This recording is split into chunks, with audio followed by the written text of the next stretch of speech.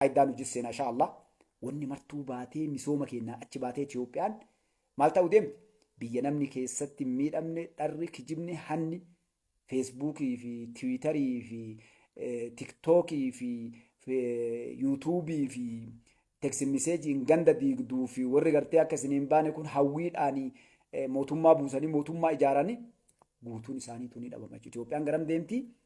Itoophiyaan waan akkasii gootee waan akkasii teknooloojii akkasii uumtee kana gootee xiyyaara dalagaa jirti saatalaayitii samii darbatte huwa godaanuu heddii sigalee insha Allah rabbi biraa naa qabadhaa jechi Mustafaan misiniin jedhu kana warri hadhaat lakkaa taa'aa jennee dadhabne kuni osoo gaafa galee nutti mancadhisne akkas goone osoo beektu hin garre takkaa wale osoo natti mammoo hin jiru ni bara osoo dhageettu waan takka gootee kaatee bara akka jirtu bara akka dhaataa nama galii laa waay taree baroonni waraabessa taree sareen duttii jedhan galaanni waan dabre hin dabre jedhan naa qabadhaa jetan tanaaf isiin jirtu tana namni badaa Tigraay kanaa shaabiyaan tulluula seentee bannaa lolli galaa maaltu galaa jettee gachaa qabtu uma jiru kun dorrobee ta'a dorrobee Itoophiyaan miti garuu ka godhu fiild maarshaal Biraanuu Juullaatti miti yoo dhiibbatee dhufee ka dorrobe inni ka ta'e kun nama laasaa jedhe Itoophiyaan malaasuuf qophii jirti. Yoo dirqamte nama na kabal jedhee boqoo jala qabatu akka gurri xiixu kabaluuf akka gaafa wayyaanee isin gartanii bara wayyaanee taa'aa lakkaa jedhan abboomee koottaa karaa nagaatiin haasa'u isin hin baasu lakkaa weetti yataa abbaatu.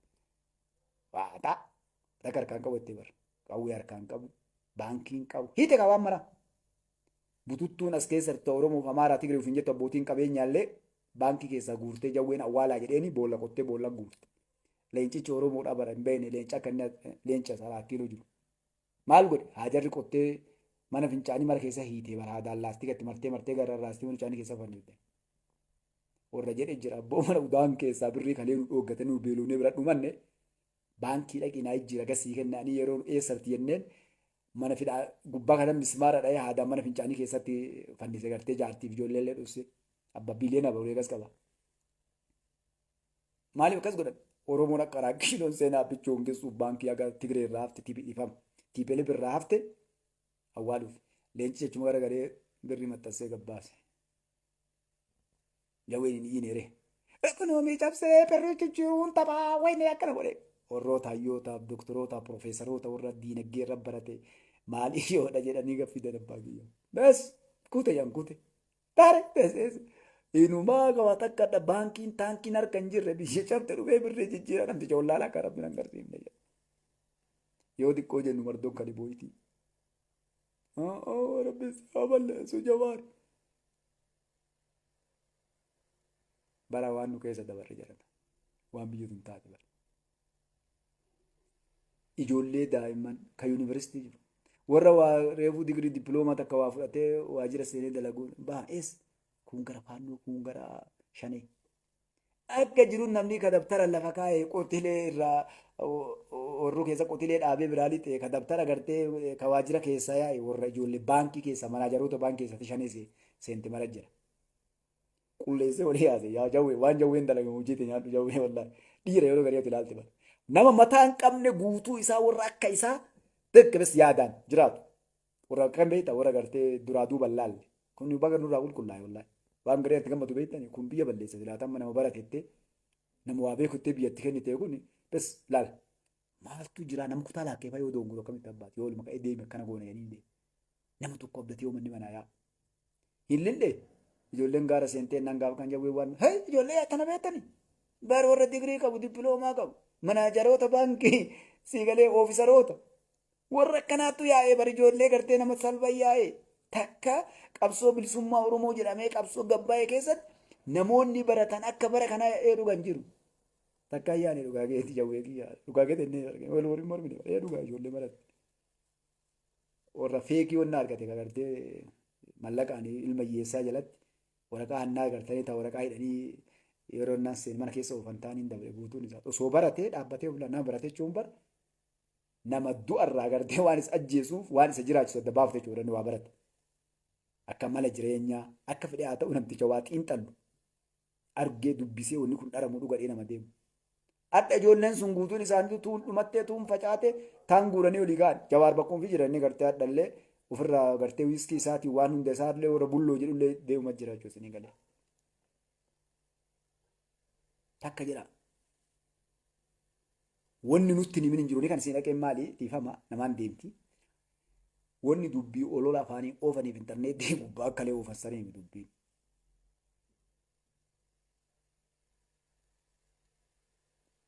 Nama tokko barka waa harka qabatee waa dalagaa deemu yookaan waa gurgurachaa bitachaa deemu. Beeta namtichi tokko guraageen tun uummata guraagee namni tuffataan guraageen bar miliyeenaraa nam tokko bar guraageen diinagdeedhaan dhaqqabuun taa'u Itoophiyaa keessatti. Uummata guraageedhaan kana dhaqqaba yoo jette waggaa 100 waggaa 100 of duuba deebisaa waliin deemuu qabda. Amma namni argite qaata guraageen laal biyyi eessa akka dhattu argite qaata kuttan bakka biraa jirti jarri abbaa biyya waan biraatti qaata jette jarri. Maaliif hojiin tuffatan gabbu'anii eessa dalgan hojii waan takka bu'aa galchan jenne yoo udaan laaxxillaa tarkaan laaxxee birri galchan jenne dhaqanii laaqan isaa. Udaan osoo funyaan qabatanii baras deeme gaaf kaan shamsu isti 1 kiiloo sukkaara isa damoosi mataa isa taalloo jedha agarte.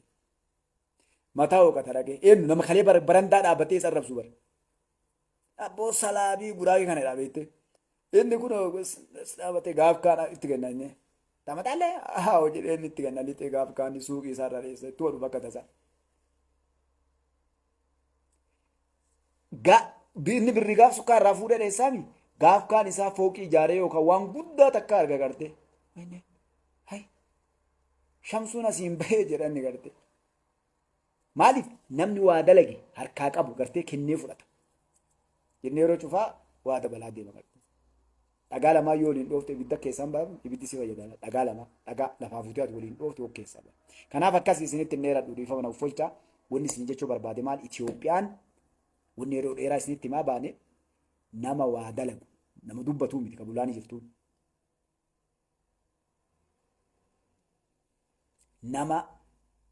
Nama kalee jibbaa Oromootiif osoo argu isheen immoo jedhutu adda yanii geetaa hayyuu beekaa jagnaw jedhaadha.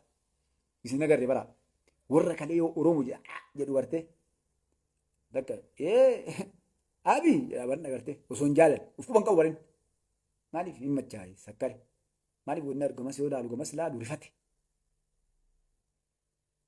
maaliif abbichuun achi hin jiru bara karaa gubbaa yoo deemu ammoo hundinuu ilaale hindee sawyee hindee tadarragee sawyee abiin kawurri kaleen ihee sawyee jedhu hadha ihee sawyee hin jedhu amma abbichuu jedhan waliin warra bara Oromoo yoo ati Oromoo ta'uu keessi arge hadha dhaqqisuu barkalee abbichuu jedhe jaalatee seetaati abbichuun dirqamaan jechise funya qurquritti maaliif hojii gamas laalee gamana laalee namtichi abbichuu ta'e inni abirraa nu wajjin abbichuu jedha.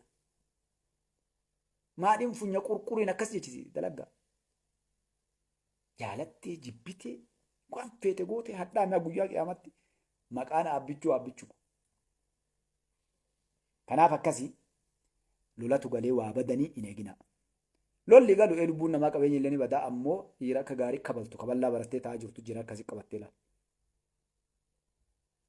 Kennan argu baranaafatti. Shaabiyaa fi Ijibtii fi warri biraa osoo hin kabalin gurra rigachaa jiran. Hin kaballee kanaaf akkasii inshaallah rabbiin gartanii haqa dubbatu sillee warra haqaa dubbatu rabbiin nu haa godhu. Inshaallah waan gammachuu waan bareedduu waan gaarii arguu deemna. Rabbiin biyyatee nagaa haa godhu. Akka abbichuu kan rabbi nu haa godhu maaliif nam tokkoon hiine nam tokkoon ajjeefne nam tokkoon ariine batakka bara. Takkaa mootummaa akkanaa namni dhufee hin jiru bara bakkee dhiifama naa godhaan fuuldura isin hin deebisu. Mee mootummaa kana biyya feete dhaqe mootummaa warri ala jirtullee mee warri kun adii fi gadi jirtanii Dr. Abiy Ahmed akkamiin laalta jedheen nama hidhee amnistii human raayitii warra mirga lafaa jedhan kana garte Mee Jawaarumaan Dr. Abiy Ahmed nama hidhee jedhiin dhiyaanaa na hidhee siin jedha inni yaadaa jedhu eesii ni beennaa dhinati Hacaaluu ajjeeftee hidhamte. Ati Hacaaluu ajjeeftee hidhamtee dhiibu waan biriif hin hidhamne. Ajjeefteen dhiinni dhiiga isaatiin daldaalus dadhabanii jennaa siidhanii jedhiin. Akkanuma godhamu warri jawwee jala deemte. Jawwee waan biriin hidhamne. Baqqalaan waan biriin hidhamne. Baqqalaaf Jawaariin maaltu waliif fide jalqaba? Maaltu kaayoo tokko jara godhe? Shaneedhaaf kaafaa'u maaltu waliif fide jalqaba? Chee jennaan harreen gurra dhaabdii jedhan diina Oromoo ta'uu waliin jira waliin galche. Kalee ofii walii galte adda deemtee maaltu gartee naftanyoota walii galte TPLF maaltu walii galche tokko jedhan. Kanaaf namni hidhamillee ajjeefamillee fidiyoo jetteen hin jiru. Hacaaluu irraa ajjeesan kana guutuu Jawaar fa'aa ajjeese. Doolara erganii gara birii dhabanii salphatanii qaanayanii farshoo dhuganii mari'atanii hashiisha xuuxanii mari'atanii halkanii guyyaa dhamaanii maqaa balleessina nama ajjeefnee jennee yuunifoormii bitanii nama gabbaasanii ficcisiisaniiti mootummaa kana maxxansan. Yoo kana mootummaa keessa namni waa balleessu hin jiru jaruma kaa kan maan dalagsisanii waan kana ittiin gabbaasan warra mootummaa kana keessa jiru jechuu garte. Jawaar fa'aatu fi dhuftee ajjeefne bara. Nama akka isaanii fakkaatu warra saba kana ayyaanne dhugaa argamti kana ayyaanne bitanii deebisanii ajjeesanii jechuudha.